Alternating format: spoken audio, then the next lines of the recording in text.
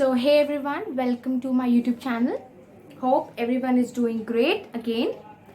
Uh, Firstly, I would like to request if you like my channel, my video, please like, share and subscribe, and do share with your friends, please. It's a request. And one more thing, मेरे videos में थोड़ी सी quality issue होने के कारण जो भी matter मैं white board में टेकअप कर रही हूँ, मैं अपने व्यूअर्स को बताना चाहती हूँ कि मैंने उसका लिंक प्रोवाइड कर दिया है डिस्क्रिप्शन में. प्लीज़ आप वहाँ जाके वो पूरा मैटर PDF के फॉर्म में आप डाउनलोड कर सकते हो, क्योंकि क्वालिटी इशू के कारण वो आपको वीडियो में विजिबिलिटी कम होगी. तो इसलिए मैं रिक्वेस्ट करती हूँ आप लिंक में जाके डिस्क्रिप्शन में आप उसका PDF डाउनलोड कर सकते हो. So now let's proceed for the next topic. But before that हम एक बार रिकैप्चुलेट करते हैं कि हमने कल क्या क्या पढ़ा था. पहला हमने कल अटेनेबल एंड अनअटेनेबल कॉम्बिनेशन पढ़ा था. Feasible and non feasible region के बारे में बात की थी. आई होप सबको क्लियर हो गया होगा.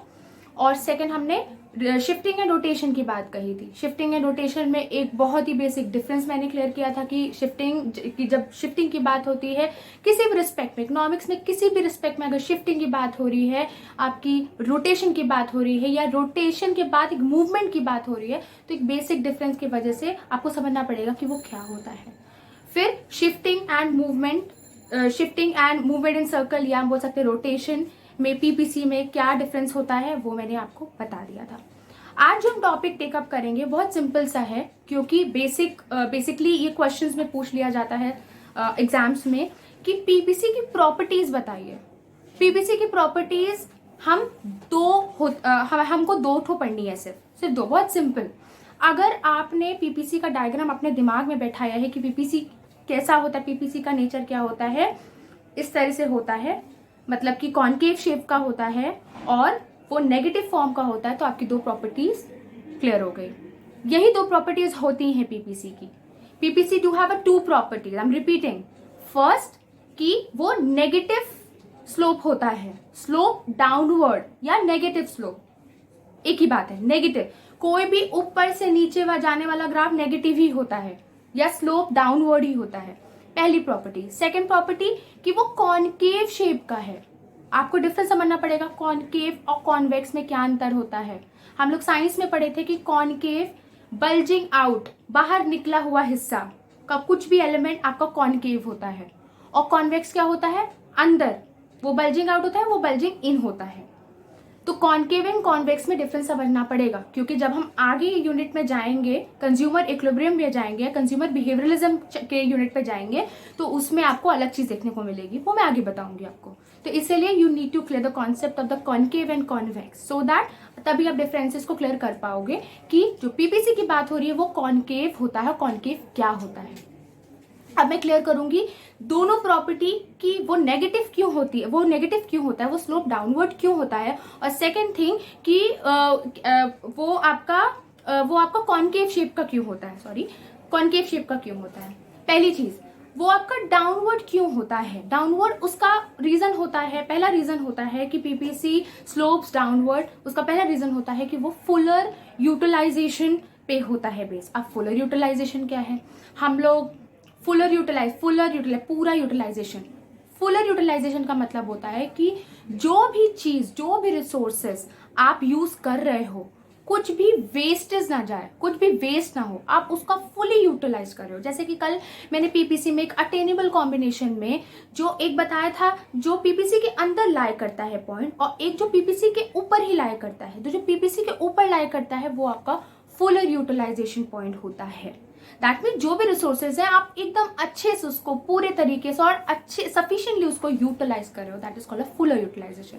पहला रीजन ये होता है कि PPC आपका डाउनवर्ड स्लोप क्यों करता है. सेकेंड रीजन ये होता है कि कोई भी ग्राफ, सिर्फ PPC की बात नहीं कर रही, सिर्फ कोई भी ग्राफ अगर नेगेटिव स्लोप करता है तो डेफिनेटली यार एक चीज को वो डिक्रीज करता हुआ जाता है, और एक चीज को जो एक्स एक्सिस पे प्रेजेंट होती है उसको इंक्रीज करता हुआ जाता है. बहुत नॉर्मल सी बात है.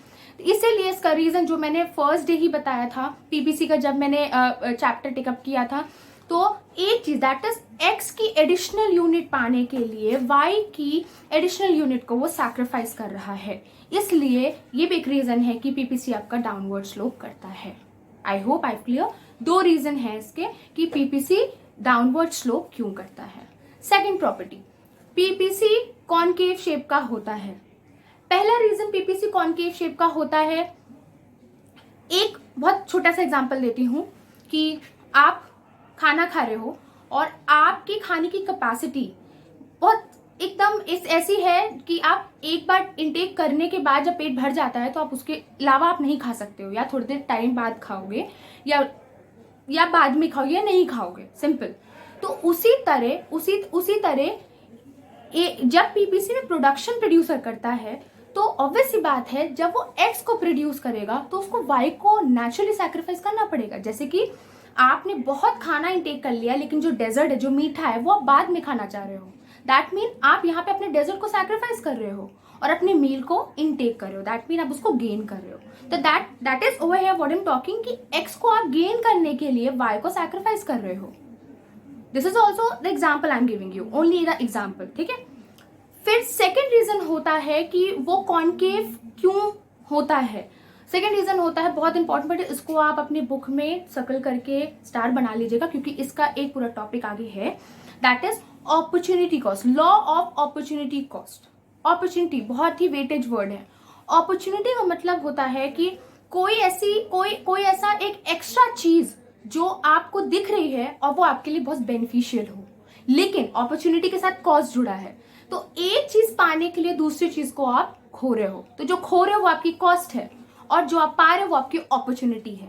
तो that is what an opportunity cost. तो प्रोड्यूस यहाँ पे क्या चीज गेन कर रहा है, एक्स को गेन करने के लिए वाई को वो लॉस कर रहा है, तो लॉस उसका कॉस्ट है, अपॉर्चुनिटी उसकी एक्स है। इसलिए पीपीसी में जो लॉ ऑफ अपॉर्चुनिटी कॉस्ट होती है वो बहुत इंपॉर्टेंट रोल प्ले करती है। उसके ही कारण कभी कभी क्वेश्चन में वन वर्ड आंसर में पूछ लेता है कि पीपीसी में क्या बोलते हैं, लॉ ऑफ अपॉर्चुनिटी कॉस्ट का क्या रोल होता है, या which law has been applied in a PPC. तो आपको आंसर ये देना होगा कि अपॉर्चुनिटी कॉस्ट। कभी कभार वन वर्ड पे पूछ लेता है कि अपॉर्चुनिटी कॉस्ट क्या होता है। अपॉर्चुनिटी आप वर्ड को बाइफिकेट कर दो, opportunity is what you gaining, but उसको गेन करने के लिए आपको कुछ कॉस्ट पे करना पड़ रहा है, रीपे करना पड़ रहा है।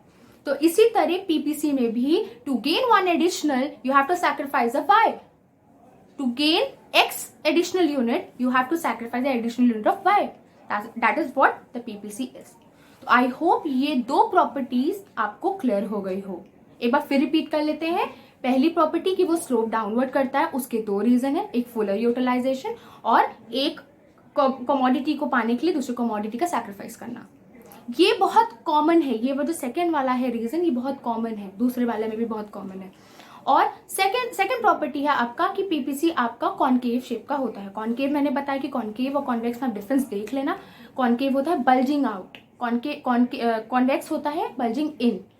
इसीलिए आप देखो पीपीसी का जो ग्राफ होता है जो बन के आता है वो बल्जिंग आउट होता है ग्राफ से, ठीक है। और सेकेंड की लॉ ऑफ अपॉर्चुनिटी कॉस्ट के कारण। अपॉर्चुनिटी इज व्हाट कि you are gaining something extra in compare of other, ये प्रीवियस थिंग, और कॉस्ट, उसके लिए कॉस्ट आपको पे करनी पड़ी है। जैसे selecting the next best alternative जिसको हम बोल सकते हैं। जैसे कि जैसे एक एग्जाम्पल और मैं देती हूँ आपको अपॉर्चुनिटी कॉस्ट का। जैसे कि आप अभी भी आप बैचलर्स डिग्री कर रहे हो, सपोज एग्जांपल दे रही हूँ, बैचलर डिग्री कर रहे हो और उसी में आपको कोई क्लरिकल वर्क का जॉब आपको ऑफर हो गया हो, दैट आप अकाउंट्स में अच्छे हो तो एक छोटा सा अकाउंट्स को मेंटेन करने के लिए आपको दे दिया हो, या कोई ऐसा मतलब क्लरिकल वर्क आपको दे दिया और आपको एक्सपीरियंस के लिए उसको सपोज इनटेक ले लेना हो, तो आप क्या करोगे, तो थोड़ा सा आप कॉस्ट क्या पे कर रहे हो उसके लिए कि जो आपकी बैचलर्स की पढ़ाई है थोड़ा सा उसको आपको क्या करना पड़ेगा, थोड़ा सा आपका वो बैलेंस बिगड़ जाएगा। लेकिन आप जब जॉब करोगे तो उसको भी तो एक्सपीरियंस मिलेगा, तो आपके लिए अपॉर्चुनिटी क्या है, वो जॉब, और कॉस्ट क्या है, वो जो आपकी बैचलर की पढ़ाई है थोड़ी सी मिसमैच हो जाएगी। तो ये नॉर्मल से एग्जाम्पल है। अगर कोई भी ऐसी प्रॉब्लम है इन दो प्रॉपर्टीज में लेके तो प्लीज आप मुझे को फीडबैक दो, तो I can try to make it more clear. Okay.